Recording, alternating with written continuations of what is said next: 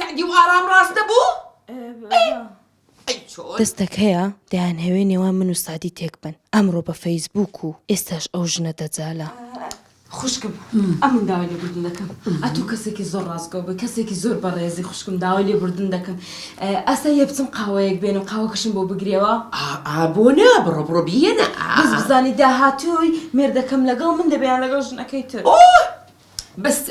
برو عيني مو مهم يلا روحي عيني روحي اي هنار خان بزانت شي ولي اكم دا پێم بڵێ چی بوو جوابم دەرەوە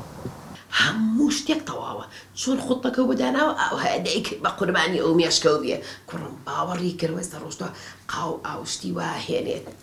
جوابشتە مێرە باشە قەینا دوایی بلازم حالتك زلخايا كرة زلخايا توزبا بالله هنار سعدي زورەوە ماڵێ هنار وتشي لو تدقدي سعدی زوبە ژنێک هاتووە دەڵێ سعدی دوو ژنی هەیە لا حول ولا قوة إلا بالله موضوع فيسبوك تواب وزارة جنك حتى مالتو براستا دەڵێ قاوە دەگرمەوە دوو ژنێ ئێستا لە ژوورێم کردو دەرکەم لەسەر شیش داوە اشتاكي زور باش كديا لينا قريب الرؤى هات زوو بە زوو وحافظ شي بو سعدي أمن درو بو إيش كمية دیسان دەستەکە دەیوێنی ئەمن و هەناری تێک بەداتەوە ئەوە دەڕم دێ خواحافز خوای من زڵێخان بۆ نانی باشە بۆ کەسیان دەنگیان نییە خۆم تەلەفۆنیەکەم بۆ کاکەم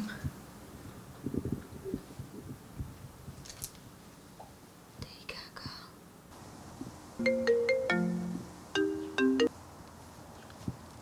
ئەلوان لیمۆ ئەلو کاکە چۆنی ئەرێ کاکە گیان چیتان کردێکم دەنگی نەبوو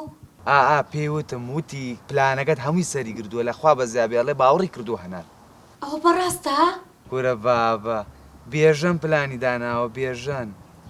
لە هەموو جیهانە بینیوتە کەسێکە بێەوەنی بێژەم پلانەکانی جوان بێ شتیوان نییە بە ساقەی کاکی خۆم بم باشە کاکە گیان هەر شتێ بوو تەلەفۆنم بۆ ئاگدارم کەرەوە باشە باشە بێخەم باشە گیان خواحافیز خاڵەکە میسراحەتی کرد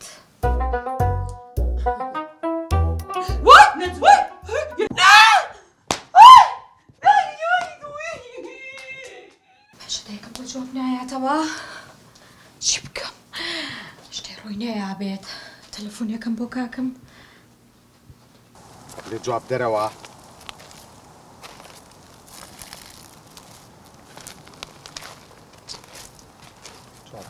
جواب نادا ئەلوان لیمۆ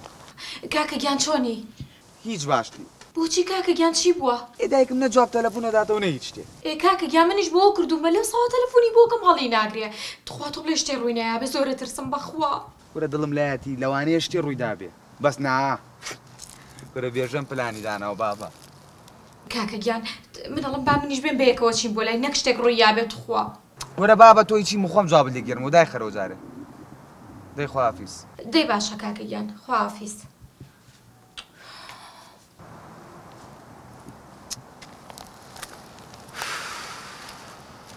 ئەی خوای گیان چی بکەم هەی بێژن لە کوێ فریان کەوی ئینشەڵڵا بۆی سەکەم بەمودایە بێژن لە فریان کەوە بەس شتیان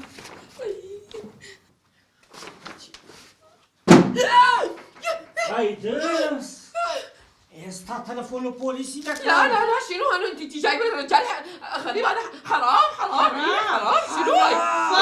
حرام حتى مارك مانو دتي مارك يفرهود بك حرام نيا انا خاطر مالي خب دلي حرام اللي حرام بوليس بس بوليس استا تلفون البوليسي لكم دار بدل لا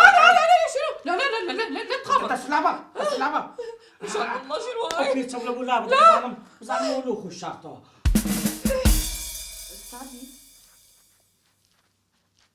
سعدي بۆ شەکرت کردی سعدی دەزانی ئەوە چێە؟ ئەوە چێە؟ ئەوە ئەو کەسەیە کە ڕۆژانە لە لای دوکانەکانی مە فاڵی لۆ خەڵکی دەگرتەوە دیارە دڵنیامە دەستەکەیە دیوینیە ئابڕوون ببە دەستەکەی دیوینیوانی من تو تێک بدا ئەوڕۆ نامەدا هات لە بۆ فەیسبووکی لۆ منیش هات ئەوەش هەر هەمان ڕۆژ دیارە ئێستا تەلەفۆن لە پۆلیسی دەبی اعترافکە چێتی نادیا دەبی اعترافکە بس دەسلاتە تەلەفۆن پۆلیسی طواب والله طواب دەی اعترافکە طواب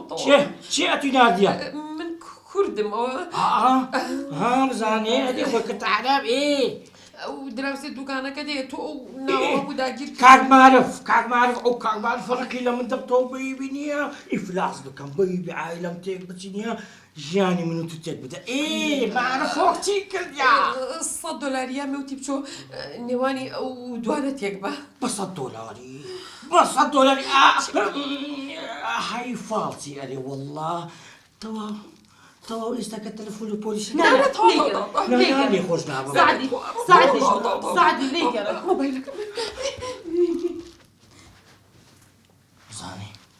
فێر بازە تەواو تێگەیشتم ژیانی ما وەکو ڕۆمیۆ جولیێتە وەکو خەج و سیامەندی خەڵکیان و لێکمان بکەن حەسوودی بە خۆشەویستەکەمان دەبن ئەری وەڵڵا جانە بزانێ معرفەوەی نادی بەزە تام لە تو لێک بکە بەڵام گیانە قەیدی نییە هەموو دنیا بایەک بگرت دژی ئێمە بیانەوێ ئەم لە تو لێک بکەن حیساب بۆ کەسیان ناکەم ناتوانن ئێمە لێک نابین هەنار گیان دەمێ ڕۆمانێکی بنووسم بە ناوی چە داستانی سعدی و هەنار